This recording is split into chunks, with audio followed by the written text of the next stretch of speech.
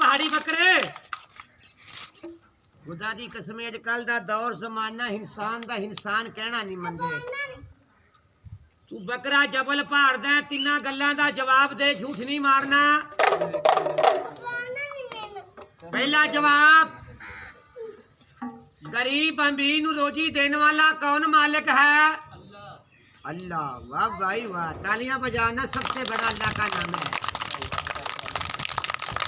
बच्चों जवाब सही है जोर से बोलो ना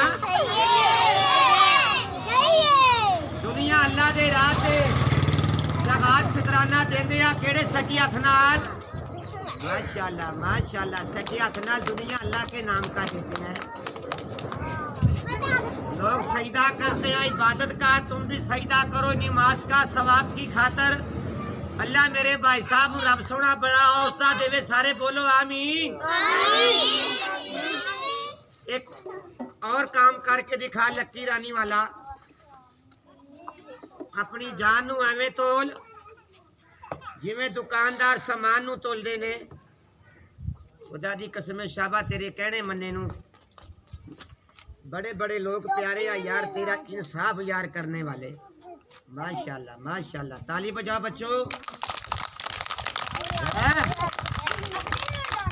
दूसरे नंबर पे खड़ा हो तेरा इंसाफ वो करेगा जिदे दिल च खौफ खुदा दा जिसनू अल्लाह पाक ने बच्चे न्याणे दिते आ काली कमली वाले ने बकरिया